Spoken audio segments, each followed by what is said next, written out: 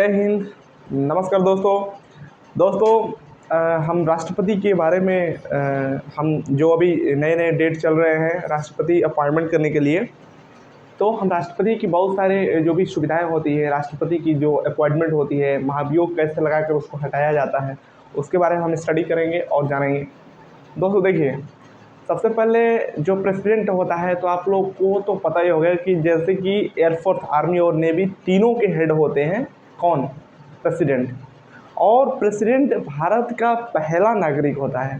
क्या होता है? भारत का पहला नागरिक। तो हम प्रेसिडेंट की कुछ जो कार्यशक्तियाँ हैं, कुछ फैक्ट्स हैं, उसको जानेंगे और उसके बारे में हम डिस्कस करेंगे। देखिए, एक्चुअली 25 जुलाई को इंडिया में जो है कि प्रेसिडेंट इलेक्शंस वो कंफर्म हो जाएंगे। इसमें एक नाम आ रहा है जिनका नाम है द्रौपदी मुर्मू। हमें लगता है यह 100% चांस है कि मतलब इनको ही अपॉइंटमेंट किया जाएगा। तो हम और हाँ, दूसरी बात, ये जो राष्ट्रपति बनेंगे, प्रेसिडेंट बनेंगे, वो 15वें नंबर के बनेंगे। दोस्तों, हम अब इसके बारे में कुछ जानने की प्रयास कर लेते हैं कि कैसे होते हैं, कैसे बनते हैं। देखिए, सबसे पहले राष्ट्रपति के बारे में हम यहाँ पे मेंशन करेंगे। तो देखिए, राष्ट्रपति जो होते हैं, राष्ट्रपति अनुच्छेद 52 से राष्ट्रपति सब मेंशन होता है। राष्ट्रपति का कार्यकाल कितने वर्ष का होता है दोस्तों? राष्ट्रपति का कार्यकाल जो होता है 5 वर्ष का होता है। ठीक, ये याद रखना दोस्तों, 5 वर्ष। अच्छा, ये बताओ कौन सा वो पद है जो 6 वर्ष का होता है? भारत में सभी का तो 5 वर्ष होता है, वो किसका 6 वर्ष होता है? राज्यसभा के सांसदों का 6 वर्ष होता है कार्यकाल। दूसरी बात, महाभियोग संसद के सदन में इनके खिलाफ लगाए जाते हैं, अगर लगाना चाहे तो। महाभियोग कौन लगाता है? संसद के सदन द्वारा, यानी लोकसभा या राज्यसभा के सदस्य होंगे, वो 1/3 अपना बिल पारित करेंगे, सहमति देंगे, तो इस पर महाभियोग लगाए जाएंगे। ठीक है दोस्तों। अब देखिए, रिक्ति 6 महीने के अंदर होती है। कहने का मतलब, जब प्रेसिडेंट अपना इस्तीफा देता है तो इस्तीफा देने के अंदर 6 महीने के अंदर ही इनकी अपॉइंटमेंट की जाती है दूसरे राष्ट्रपति की। तब तक ऐसा प्रोविजन है संविधान में कि तब तक वाइस प्रेसिडेंट जो उपराष्ट्रपति, वो राष्ट्रपति के कार्यभार को संभाल सकता है 6 महीने के अंदर तक, और फिर उनको अपॉइंटमेंट दे दिया जाएगा। फिर दूसरी बात, राष्ट्रपति का उत्तराधिकार अधिनियम 1969 ये है। और जो इनका वेतन होता है वो 5 लाख होता है। पेंशन 9 लाख होता है। पेंशन में बहुत सारे सुविधाएं दी जाती है। जैसे हम आपको बता दें कि आपको गार्ड दिए जाते हैं, सिक्योरिटी गार्ड प्रोवाइड कराए जाते हैं, फैसिलिटीज़ के बारे में बात कर रहे हैं। और मंथली पेंशन दी ही जाती है, घर दिया जाता है, हेल्थ के लिए जो मेडिसिन वगैरह के लिए ये दिए जाते हैं, ट्रेवल्स चार्ज दिए जाते हैं, इंटरनेट के लिए फ्री वाईफाई दी जाती है। बहुत सारी सुविधाएं एक प्रेसिडेंट को होनी चाहिए और होती भी है इंडिया में। और देखिए, अब हम अधिकार एवं कर्तव्य नियुक्ति संबंधी अधिकार समझने की प्रयास करेंगे। राष्ट्रपति किन किन व्यक्ति को नियुक्ति करता है, राष्ट्रपति का ये पावर, अधिकार समझिए दोस्तों। देखिए, प्रधानमंत्री को भी राष्ट्रपति नियुक्ति देते हैं। आप जीत कर जाएंगे तो नियुक्ति और शपथ पत्र वहीं पर ग्रहण करेंगे। सर्वोच्च न्यायालय एवं उच्च न्यायालय के मुख्य न्यायाधीश, सोच लीजिए, सुप्रीम कोर्ट और हाई कोर्ट के दोनों के मुख्य न्यायाधीश को ये अपॉइंटमेंट देते हैं, नियुक्ति देते हैं। राज्यों के राज्यपाल को भी नियुक्ति देते हैं राष्ट्रपति। पिछड़ा वर्ग आयोग के सदस्यों के भी देते हैं। अल्पसंख्यक आयोग के सदस्यों को भी देते हैं। ठीक,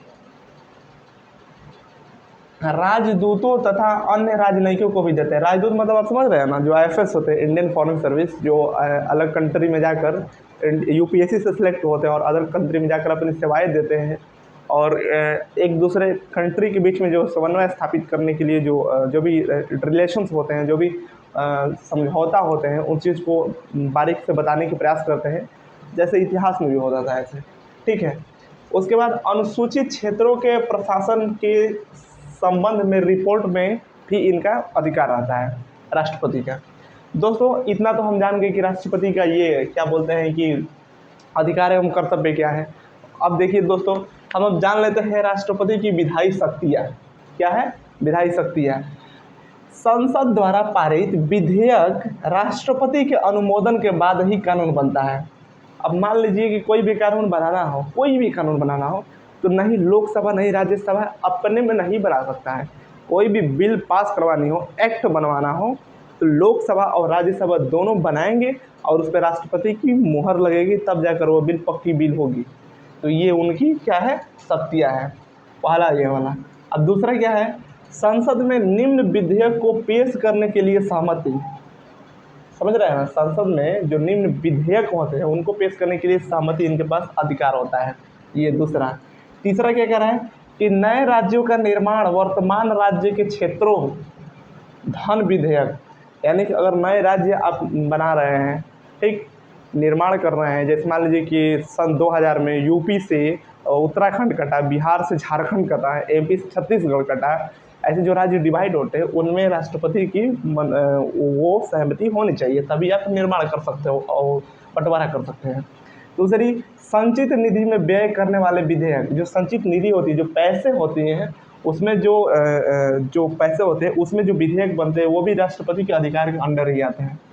दूसरी, और फिर ये बात कर रही है कि राज्यों के बीच, ध्यान देना, राज्यों के बीच व्यापार वाणिज्य और समागम पर निर्बंध लगाने वाले विधेयक।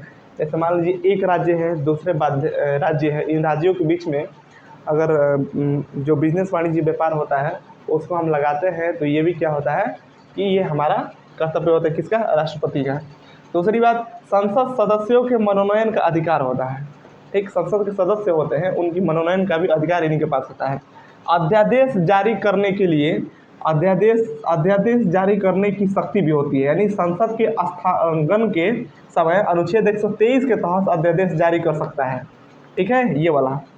राष्ट्रपति की आपातकालीन शक्तियों के बारे में दोस्तों जान लेंगे। इमरजेंसी बहुत बार इंदिरा गांधी की सरकार में लग चुका है, उसके बारे में हम जान लेंगे। भाग 18 के अनुच्छेद 352 से लेकर 360 के अंतर्गत आते हैं। जो ये इमरजेंसी होती है, आपातकालीन स्थिति, ये 3 तरह की होती है, 352, 356 और 360। लेकिन 352, 356, 360 किस किस परिस्थिति में होती है, इमरजेंसी लगाई जाती है, इसके बारे में हम जानने की प्रयास करेंगे। तो देखिए, जो 352 अनुच्छेद होता है वो युद्ध एवं ब्रह्म आक्रमण के लिए, बाह्य आक्रमण के लिए होता है, समझ रहे हैं ना। बाह्य आक्रमण जब होती है तो उसके लिए राष्ट्रपति 352 का अनुच्छेद से आपातकालीन स्थिति लगाता है। राज्यों में संवैधानिक तंत्र के विफल होने से अनुच्छेद 356 लगाया जाता है। जब आप उदंडता की काम करेंगे तो 356 लगाए जाएंगे। और वित्तीय आपात, यानी वित्त से आप तो समझ रहे हैं कि वित्त मतलब क्या होता है, जब वित्त की आपात होती है तो वहाँ पे 360 लगाए जाते हैं।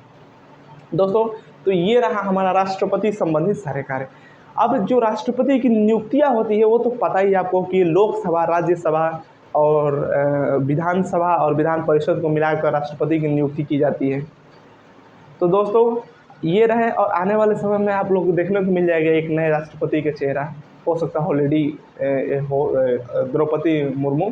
तो दोस्तों यहीं तक हमारा वीडियो रहा। जय हिंद।